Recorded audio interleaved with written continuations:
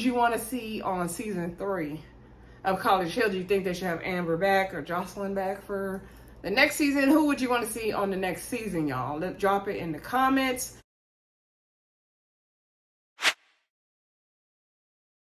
Hey everybody, welcome back to the Brandy Yvonne channel. Of course, I'm your girl, Brandy Yvonne. Here at my channel, we do fun recaps, reviews, and discussions of all of our favorite shows. Y'all, this video, oh, I just feel awkward right now. Anyway, this video, we are talking College Hill Celebrity Edition, Season 2, Episode 8. Okay, it's the final episode, thank God. I almost didn't do the video, y'all. Okay, it's Friday night. I was tired. I'm over the show now. But, you know what? The episode actually inspired me to get on here and finish strong and not leave y'all hanging with the last episode, because we made it to graduation. The title of the episode, I believe, was We Did That, and they definitely did that. Before y'all get into the video real good, don't forget to hit that thumbs up button, or do it by the time the video ends, okay? Also, subscribe, y'all.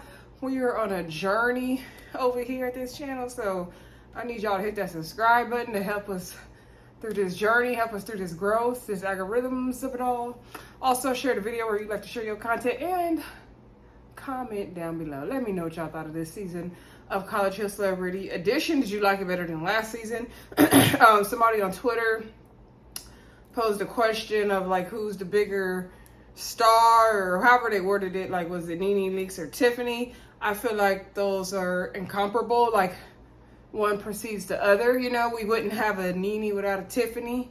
Not that Nene, not that Nene is not a queen in her own regards, but I kind of feel like Tiffany had to run so Nene can walk. Tiffany had to crawl so Nene can walk. Y'all know how y'all be saying that. Anyway, I believe they both were good. I enjoyed last season with Nene, and I enjoyed this season with New York, because I love me some New York. I love me some Nene too. Love them both. So anyway, let's just get into the episode. Episode starts off with everybody sitting there singing the school hymn, the school song, and Ray J put his little extra stank on there at the end, and they still feeling sad because it's the day after Jocelyn and Amber got kicked out of the house. But you know, they gotta move on, they gotta do their finals, they gotta graduate, so they go to the African American literature class, and she assigns them their finals. So basically she wants them to reflect on these last 4 weeks of their journey at the university, specifically visiting the Legacy Museum. Now they've had time to process it, just what they got and learned from that experience, okay? And then they go to the civil rights class with the two Dr. Johnsons, and he asked them to talk about a worldwide human rights issue that was sparked or impacted due to the Southern Civil Rights Movement. So he signed them in teams. So Iman and Orion were team 1. They're talking about the Black Panther movement. Team 2 was Quay and Ray J. They were talking about the LGBTQ rights movement. And then team 3 was Tiffany and I almost called that girl Katie, Poe Parker. And they were touching on American Indian movement, which I thought that was a cool final activity. I really did, because we learned so much from it. One thing I want to say about this season of College Hill is that we learned so much. I appreciated that. I just like last season did their thing, but like how this season kind of took it a different perspective and a different route, and that's why it's kind of sad and sucks that Amber and Jocelyn, you know, got into that fight and got kicked out, because it was something so much bigger and powerful than them happening this season, and it kind of, in my opinion, got a little bit tainted due to their fight. But you know what? It still was good, and the season was good. Hopefully they get a season 3. Do y'all want a season 3? Let me know in the comments. Y'all, my camera and my seating just wasn't feeling right. But anyway, so that's their assignments. They gotta do their finals. They're stressed out, so they decide to take a little night off and go have pizza. And you know, Parker is in the lead with the highest GPA, but everybody's like, you know, we coming for you. Don't you think, you know, you gonna be the only one with the high GPA? Like, we gonna do it. Iman said he don't like to lose, so he planned on, you know, making it happen. Coy said he gonna come through from the ashes with his bad grades and get good grades. We're gonna see. Maybe it will happen. Let me backtrack because I forgot to mention, after their 2 classes, they have one more elective class to do that day, which was the forensics science class where they do like a crime scene investigation. It's just an elective. They don't have a final or anything like that. Parker said Amber Rose really wanted to do that class, so it sucks. The professor, she had an accent. I couldn't quite pick up where she was from, but she was assigning the roles and explaining, you know, how they were going to investigate the scene and all that. Ray J wanted to wear one of the white coats, so she immediately assigns Ray J to be the officer. I feel like the producers told her to do that because they knew what reaction he would give, right? And he was like, nah, like, let me be the detective. Amber Rose is gonna let me be the lead detective. And she was like, nah. She put Tiffany as lead detective, and Ray J had to be the police officer. He has to, like, you know, question everybody, be real suspicious, like, about everybody, okay? I think Iman had to do the media or something, like draw out what sketch out everything going on or something like that. They also had to take notes, take pictures. She wanted like 13 or 15 pieces of evidence and all that. Okay, so they put on the white coats. They go to like a real crime scene or a staged crime scene for the assignment. Looks like they had like crash dummies down there and stuff. And so Ray J over here acting like this is First 48 meets True Crime meets CSI, Alabama State, meets Law and Order, SVU. Like, he was doing the most. He was over there.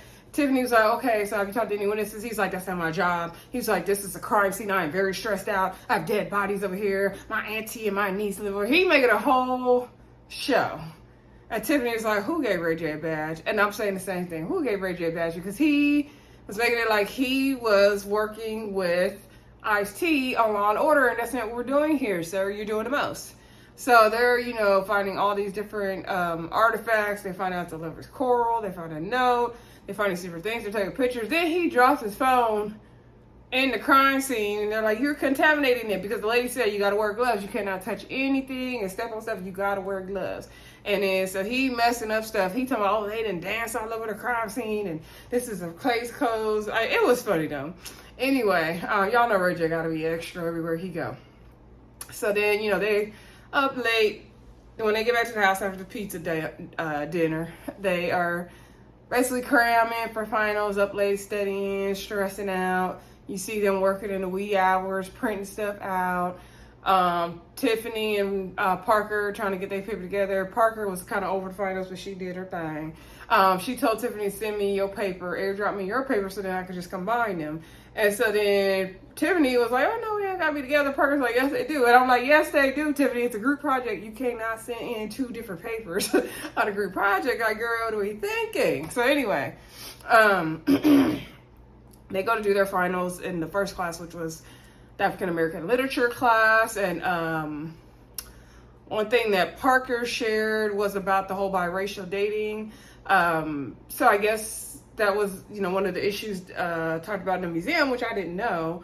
And so she said in her state of where she's from, California, which y'all know I'm in California as well, from 1848 to 1950, interracial marriage was banned. And some governor or somebody in Wisconsin talked really bad, or Michigan, I think it was Michigan, was saying how bad it would be for people to interracially marry and how that would just destroy the race. He used some disrespectful terms. And so she's like, you know, that sucks because then she wouldn't even be born if that was the case. And I didn't even know interracial marriage was banned in California for those years. Like, I would never expect that with my state. Like, that's crazy to me. So that was an interesting fact. Tiffany talked about how, like, basically the museum wanted her to change, helped her to want to change and be a better person. I don't remember quite what Iman shared. I think it was about everybody, like the different, the business aspect of slavery or something like that he shared. I can't remember what he shared. I ain't even trying to remember, y'all. Anyway, Ray J's was pretty interesting though. Ray J shared about how they had all these different legends in the museum, and Cicely Tyson's picture was up there. And when he was young, he did a movie with Cicely Tyson called Aftershock, which I don't remember that movie. If y'all remember, drop it in the comments. And let me know where I could watch it. And she plays his grandmother on the movie. And he remembers her coming in there and demanding like how she wants the script to be and the story to be told, because you know she wanted to impact the culture in a serious way. And of course back then that was huge, you know, that was really, really important. I think more important than it is today, definitely. And so he's like, that really stood out to him. And so, you know, he just wants to pay props to those legends that came before him. And I thought that was pretty good and pretty interesting. I don't think they showed everybody else shared. If they did, y'all, I don't remember it, but we're going to move on. Anyway, let's get to the civil rights class where they did the group project. So I believe Orion and Iman, no, Quay and Ray J went first, and they just talked about the whole gay rights liberation and how like in the 1950s and 60s, like you couldn't even have any little like mannerisms that displayed you were gay and all that, and how they would lynch you and all this stuff, and just what, you know, what that community has had to fight for. And Ray J was saying like, you know, if it's something wrong affecting humans, then other people need to get involved and help out. I totally agree with, you know, human rights issues in a broader perspective. So anyway, then we had Iman and Orion talk about the whole Black Panther movement and how, like, you know, civil rights have very nonviolent tactics, but then the Black Panther, Black Power movement, they wanted to get stronger and take a bit more radical approach, and how like the fight, they just basically talk about how the fight is not over. Then we had Parker and Tiffany go, and they were talking about the American Indian movement and how they did a march to Washington, which took like 6 months, and then they did another demonstration at another place. I cannot think of the name, but I do remember they said 300 Native Americans were murdered there, and they just kind of wanted to recapture that area. I really, really enjoyed learning about that Native American civil rights part, all of it, but especially that, because that was some things I didn't really know. You know, I know that Native Americans and other groups had fought for their rights, and that was really sparked by the civil rights movement. But, you know, I didn't know like specifics of what everyone has done, only some things I've learned in college. So that was really cool. That's one thing I loved about this season. It was, like I said, it was just everything we learned. Then they were done with those finals, and then we sent them at home, and the next day they are trying to get ready for their metaphor finals in the acting class, which those were really, really powerful, and we're going to get to that. Quay meets up with 3 young ladies, I guess from the class or the school, and they're going to be actresses in his performance to kind of help him out, but he doesn't share everything he's going to do. Let's get through this. Tiffany and Orion sing. So Tiffany tells Orion, like, you know, we had a good time in the house, we really connected, I really rock with you, but we got to be strictly friends, we got to keep it pretty much platonic. I think they said that she told him this right before graduation, but anyway. And he was like, yeah, you know, I didn't expect to really meet someone cool like you. I didn't know how it's going to be, and I'm glad we made, you know, a good connection. We're really good friends. Then she started talking about a toy and still want to take advantage of him and give him blue flowers and roses. And he was like, I thought she said we was just going to be friends, but now she talking about some other stuff. And so I was like, well, Tiffany girl, which one is it? Because she was like, acting like she pretty much still wanted him. I figured she was giving him that spiel because she got a fiance, so she wanted to make sure he knew, and we knew she was playing, but I don't think they did anything. She's like, whatever happens with the bubbles stays in the bubbles. I honestly don't think they did nothing in that bathroom.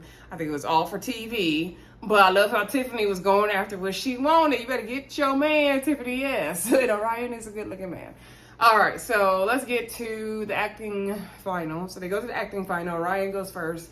He talks about how the sandcastles of his life, how, you know, his career started out really early when he was young, and with his brother and B2K and all that, and he wasn't in B2K though, y'all. And so, you know, he would go on tours and stuff, and then he just feels like water washed that all the way.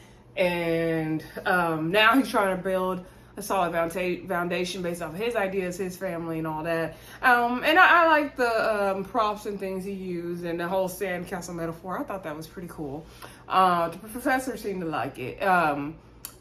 Parker talked about how, you know, her life has been a roller coaster, but the biggest thing that's happened to her is her daughter. That was interesting.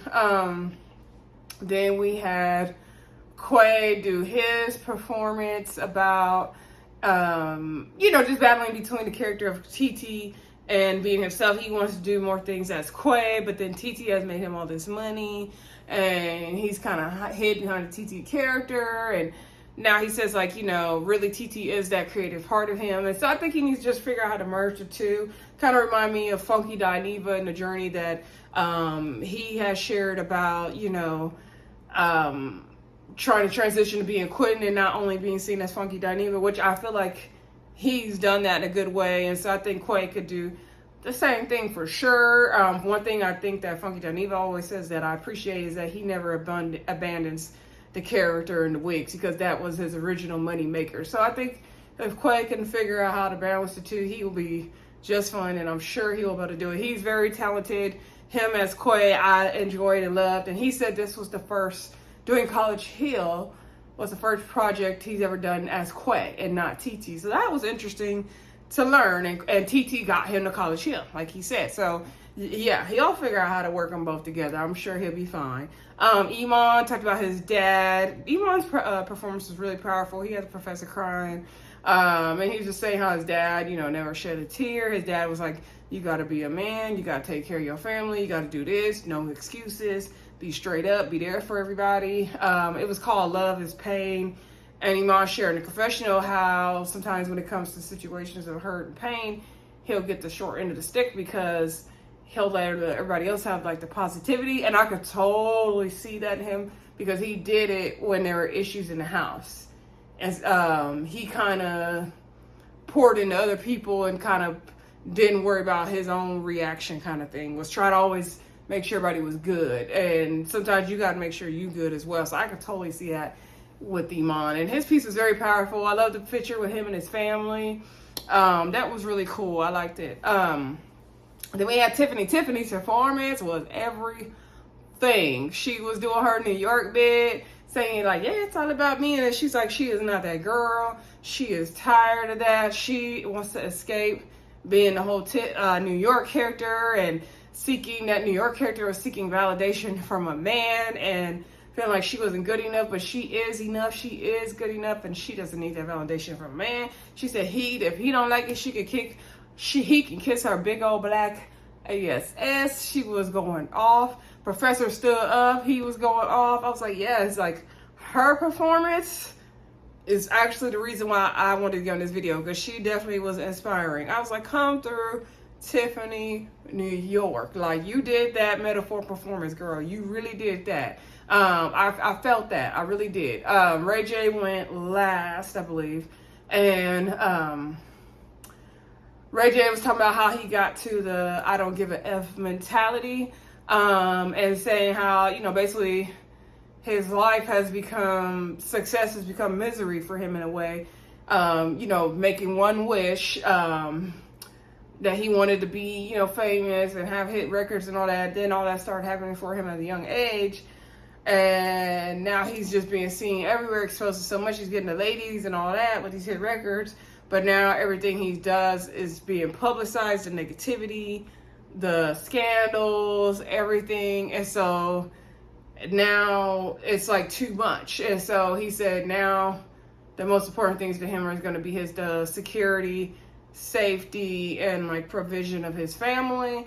And that's what he's going to be trying to focusing on moving forward. I will say I felt like Ray J was real at that moment. Like, at least Ray J acknowledges that is his life. Like, it was spot on to me. Like, he does have a I don't give a F attitude, and it is because of everything that's happened to him. And I think he sees that, man, like, this has been miserable being in all these scandals and all these negative things because he wanted this fame. And so and where his attitude comes from. So I think that I liked his performance a lot, because at least Ray J gave us a lot of self-awareness, and we could see some growth, especially in this episode. We can really see the growth. And Professor said, like, he helps that everything that they talked about in the class, Ray J continues to carry on with in his heart and everything. And Ray J said, he went into the class totally missing the point of it. He was goofing off. He was rebelling. We saw him sleeping in the beginning.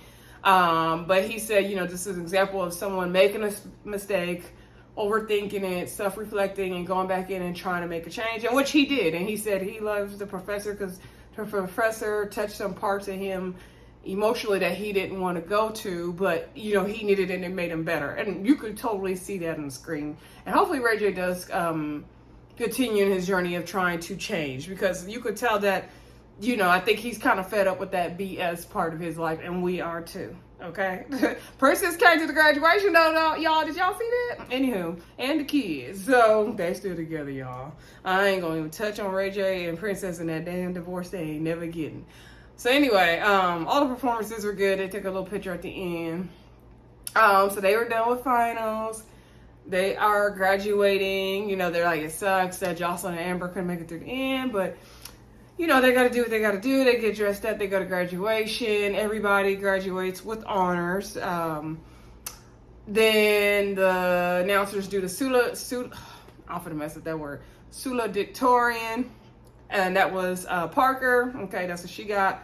And then the two valedictorians, they had a tie for valedictorian between Iman and Orion, so they definitely stepped it up and did their thing. I knew Iman was going to get valedictorian. I didn't think Parker was going to get it in the end. I knew it was going to be Iman because, like he said, he don't play when it comes to the finals. He got a championship ring, and he don't like to lose. So I knew it, and I felt like he understood how to, you know, do college the best. So I already knew he would get valedictorian. I didn't expect for Orion to do it. So congrats to all of them, and congrats to you, Parker, because I know she wanted to really prove something to herself. Her family and her daughter were both were at the graduation as well. I didn't see Tiana Taylor, Iman's family, but whatever. I was hoping to see Tiffany's mama, but I didn't see her in the audience. Did y'all? And it almost looked like they showed Jocelyn and Amber in the audience, but I don't think they were there. I don't know. Maybe it was just, you know, captures of them. I don't know. Anyway, after graduation, they did like a voter registration event at the campus and was getting everybody riled up. Orion said after being at that school, he really is in protest mode. He's been wanting to protest. I can see him definitely getting into activism. Like, he has that spirit in him. I just hope to see good things from Orion and he could really grow. I really enjoyed seeing his like backstory in his life and his journey, and really getting to know who he was, as well as Quay. You know, New York, we've known her, and Tiffany. Ray J, we've known him. Even getting to hear some of Jocelyn and Amber's background was very, very interesting. Iman, seeing his background was interesting. So, and Parker, seeing her background was interesting. By the way, when she got ready for graduation, I was like, look at little Katie, because the way she had her hair, she was giving Katie grown up, which she is, Katie grown up. Anyway, so they were getting, you know, the students all registered to vote and getting them rallied up, and that was really cool to see. Like I said, I thought the season was good. That's a wrap on College Hill, though, y'all. Let me know what y'all thought of season 2 in the comments. Who would you want to see on season 3 of College Hill? Do you think they should have Amber back or Jocelyn back for the next season? Who would you want to see on the next season, y'all? Drop it in the comments. Like I said, it's a wrap on College Hill, but we got Love and Marriage Detroit tomorrow, as well as Love and Marriage Huntsville. And we got Ready to Love coming back in the beginning of July. Y'all, don't forget to like, comment, subscribe, and share. And I'll talk to y'all soon. Bye.